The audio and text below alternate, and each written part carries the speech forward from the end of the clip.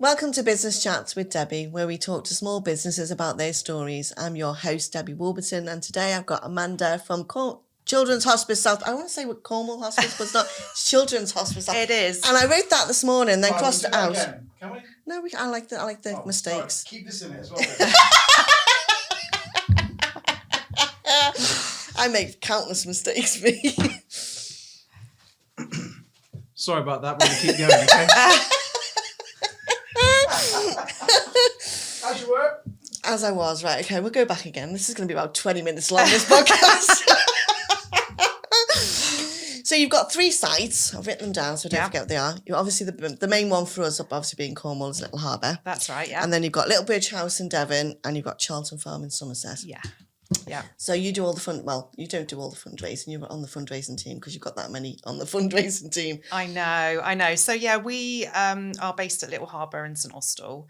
It opened its doors back in 2011, which actually in the grand scheme of things, it hasn't been open that long. No. So our founder, Eddie Farwell, he had a vision that no family should travel more than 90 minutes to reach their closest hospice.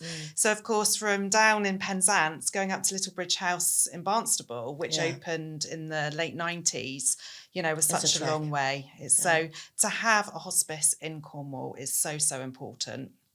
Yeah, and it's such. I mean, I've been before. I've been round. I've been through the door, and then I was like, oh, because you always imagine a hospice to be a really dreary, not a nice place to be, but it's not. It's a beautiful place. Oh, it really is, and we're actually back doing open days now. And if anybody supports Children's Hospice South West or would like to consider us in the future, we really encourage to come along for a tour. It is the most beautiful, high energy, joyful place, which, like you said, people have preconceived ideas and think, oh, it's going to be really sad. I'm going to be really upset. Yes, of course, we have our sad times. Don't get me wrong, we're there for palliative and end-of-life care. That is our main priority. Yeah.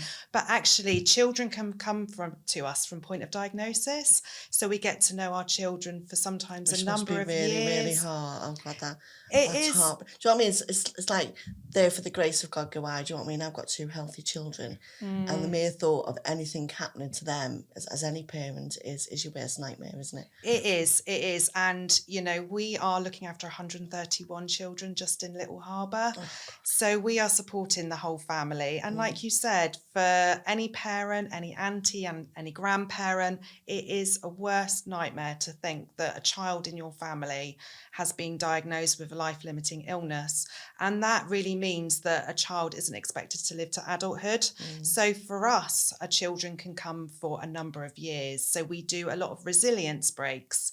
As you can imagine, and we were actually talking earlier about a family, a lot of our parents have had to give up their jobs. They look after their children 24 hours a day and night. They do shifts.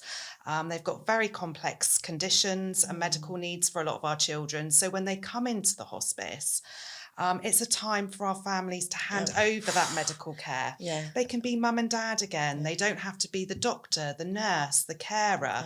And also for the siblings. So we have a dedicated... They suffer terribly, the other children, they don't do. They? And they don't understand, quite a lot of them, they don't, because they're that young, they don't understand that they feel like they're getting pushed aside while their brother or sister's getting all the attention, and it's not, is it? No, that's it. And they need to be children themselves. They do, and they need to understand that all of the emotions that they feel, they might feel guilty because actually they're really angry at their brother. They haven't been able to have a sleepover because their poorly brother or sister hasn't been well enough. So mum and dad have said, no, you can't have sleepovers. They don't often go on holiday. They don't go on day trips. So they miss out on a lot. And that's where Little Harbour steps in, because they can say, right, we're going off for the day, or we do a lot of creative, messy play where children can express their feelings. Quite often stuff comes up that they're having maybe problems at school and they don't want to bother mum and dad about it. So it's really, really important that we have that dedicated sibling team that are there just purely for the brothers and sisters. Yeah. So what can we do to help? What fundraising? I did have a look on your page before I came on. Right, okay, I'll write some events down. It just went on and on and on and on. And I went, I haven't got a big enough paper.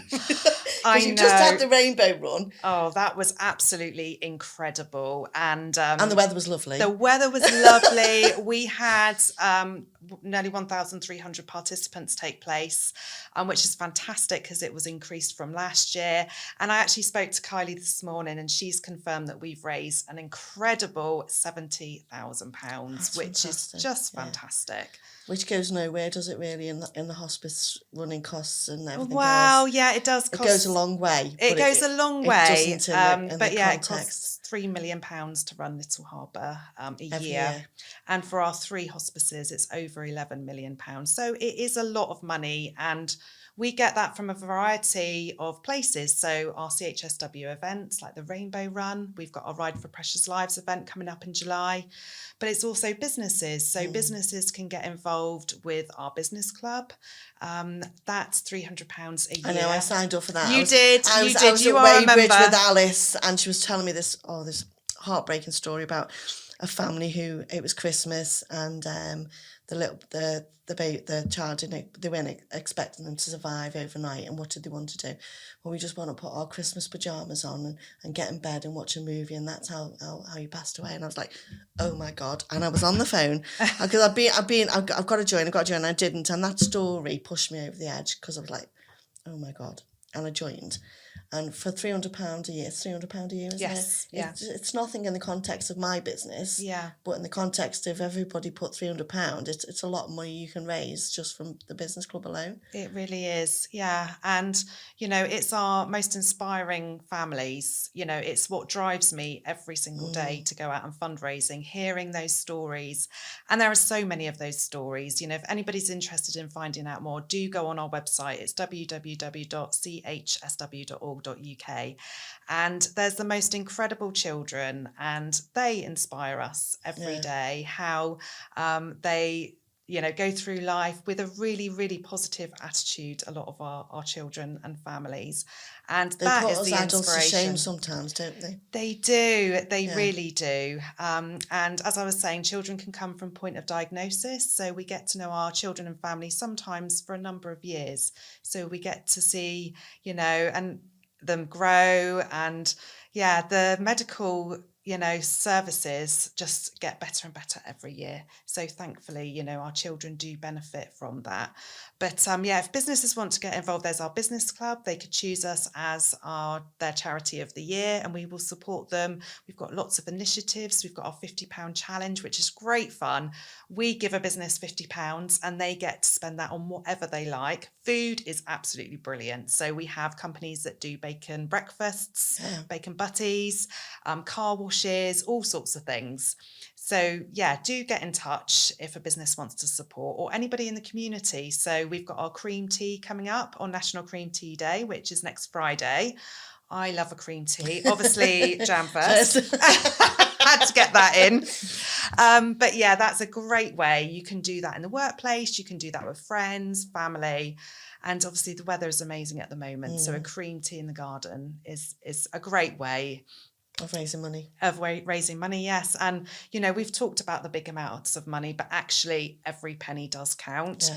And it's the smaller amounts, the community groups, the families, that are giving £10, £20, all those small amounts add up. So it's not just a big amount. Because costs are rising everywhere, do you know what I mean? And you will feel it because you've got all the building to heat and light and food costs as well. I know it's going up for everybody, and charities are the first thing that people start to cut back on when they're putting their own bills in priority. But it's so important that if we can give, we give. Definitely. And we've just come through an awful COVID time for the hospice. We thought that was really terrible, but actually the cost of living crisis I think is going to be worse for the next sort of couple of years to 5 years. I think it's going to be really tough for a lot of charities. People are struggling with the disposable income. So actually for us, what we really like to do is to give something back, when you donate. So like for the business club, if you sign up to the business club, we put on networking events. So it really helps a business to grow, to get their name out there. They go on our website. We have the graphics, like, that you can have email footers. So we really advise people that do fundraising for us to give something back. So if we've got people that have just done the London Marathon, we've advised them to do a cake sale so that people are getting something for their donation. So yeah, that's the way forward, I think, for fundraising. It's putting on a small event or holding a cream tea so people can have a social gathering, meet friends, and actually donate at the same time. It So doesn't feel as bad then, does it? it doesn't. And if anybody's like me, I do like food. So anything food related is always a winner with fundraising. Yeah.